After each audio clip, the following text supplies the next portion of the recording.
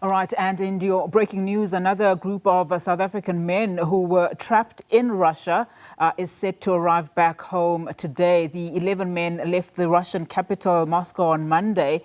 The first group of 4 men landed back home last week.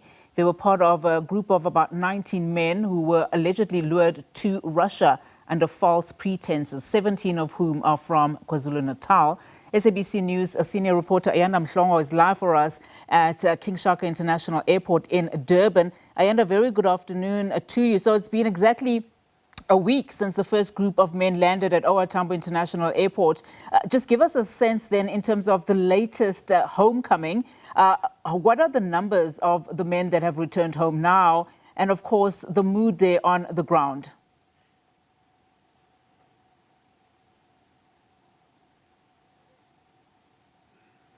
Ayanda, can you hear us? We're actually outside the Durban International Airport. That's the King Shaka International Airport arrivals, which you are seeing live now in your pictures. And this is the entrance where the 11 men that have arrived here in Durban. I can now tell our viewers that the plane that left Dubai 8 hours ago has now officially touched down here at Durban's King Shaka International Airport. And in the next 10 or 15 minutes or so, we will be seeing this group as it leaves the airport building. Of course, this Unati now brings an end to a very long and traumatic ordeal and months of uncertainty for the families and the men. And as you've said, that of course these men left South Africa in July last year. They were lured to Russia under the pretense that they were then going to get a private security training in Russia. And upon arrival, it's when they learned that in fact they had been recruited to join the Russian forces in their fight against Ukraine. Today brings an end, as I was saying, to a very long and traumatic ordeal.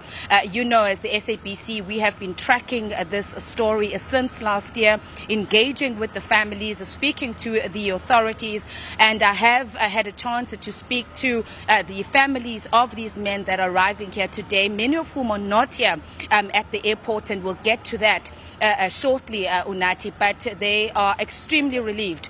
I think it's even an understatement to say that they are relieved and very thankful to the South African government, in particular the president of the country, President Cyril Ramaphosa, who's been instrumental in ensuring that these men arrive safely back at home. Of course, as you said, Unati, in your introduction, that the first 4 arrived last week, and that was at the OR Tambo International Airport, and this now is the larger group. Of course, there were 90 men that left in July for Russia. 15, let me get my numbers correctly, 15 are now officially back home. There are 2 others that remain in Russia. One still remains in a Russian hospital where he is recovering, and once he is ready to return home, he will then return home. And there is, of course, another who the authorities are still working out his documentation, and that men will also then will leave Russia. That date as to when he will come back has not yet been announced. You're speaking about what is happening here, Unati, at the airport. We have seen as well some of the authorities, the investigators that have been investigating this matter. As you know, that there were 2 cases that were opened, and one was opened by the eldest daughter of the former President Jacob Zuma, in which she alleges certain people, including her sister Duduzile Zuma Sambuhla, as one of the individuals that allegedly recruited these men. So we do know that the investigators are here in KwaZulu-Natal, and they will then be engaging with the men. But in terms of other people, the African National Congress is also here. The ANC has also played a pivotal role in ensuring that together with the government, that these men are brought back home safely. And with me now is a spokesperson for the ANC in the province of KwaZulu-Natal, Mr. Fanle SABC. Mr. SABC, thank you so much as always for your time. What a relief for the families. I know that this is a matter as the ANC in KwaZulu-Natal that you have been working on behind the scenes. And finally, I would imagine you too, like the families, are relieved that the men are finally home. Thank you, Njomane. Indeed, the ANC in KwaZulu-Natal celebrates with families, communities, given the repatriation of the men that have been lured to Russia and Ukraine war zone. We are very pleased. We are relieved indeed.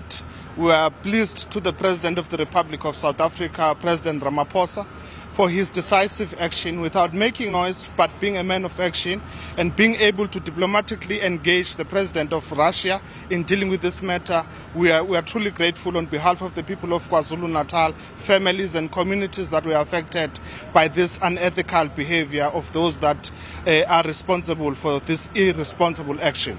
Speaking of on the unethical behavior, and I know in the many statements that you've issued as the ANC, you of course have said, and you're calling on the authorities to investigate this matter and to eventually get to the bottom of who is behind recruiting these men to go to Russia.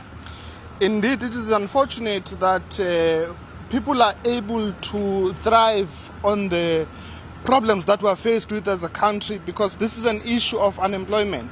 So what is happening here, that desperate and needy unsuspecting South Africans were lured to this process, and we are calling for authorities to ensure that there is no stone left unturned in ensuring that there is a clear accountability to those who were responsible for recruitment, regardless of which family they come from, regardless of which political party they come from, as long as they take accountability of their actions, both for us as the country, so that this thing does not happen again, but also for the families to have closure on this matter, because it's a painful process that they had to endure for more than 8 months. I'll leave it there. Thank you so much for your time, and I know that you are still going to be here, hopefully to receive these men as they arrive. That was the spokesperson of the ANC in the province of KwaZulu-Natal, Mr. SABC. Of course, the ANC and its members are also here to receive these men as they come through, Unati. But what I can say, Unati, that we have spotted 1 or 2 family members that are here, but from what our engagements, or at least when I chatted to them, this is what they've been told, and I'm going to step out of shot for my colleagues Ray Mbele, just to show us exactly what's going to happen. So once they obviously arrive, the plane has now arrived at King Shaka Airport. All the necessary processes are then going to unfold. They are then going to come out of the airport. I must also mention that there is quite a strong police and security presence at the just the entrance inside of this airport at the international arrivals. We then understand that the men are then going to be escorted. I'm going to ask my colleague Ray just to pan slowly, just to give our viewers a picture of what is going to happen. They're then going to walk out of the airport, of course, escorted by the private security, and they will then make their way to the police station. What you're seeing now, live in your visuals, is the police station here at Durban's King Shaka Airport. That is where the men will then make their way to that police station, where the team of investigators are waiting for them. They are not going to have any interaction with their families. There are still statements that the men would have first need to provide to the authorities, and so we understand that that is likely to take quite some time. I mean, it's 11 people that they need to go through and process, and whatever details that the men might have that these investigators will need from them will be provided. We don't yet know as to how long that process is going to take, but we are told that it could take a couple of hours. But any minute now, Unati, the men will be making their way out of this international, the Durban, or the King Shaka, should I say, international airport, and we will be giving our viewers a live coverage of the 11 South African men that were trapped in Russia that are now finally home after 7 months stuck in Russia. Unati? And of course, Ayanda will definitely be back to you when the men arrive.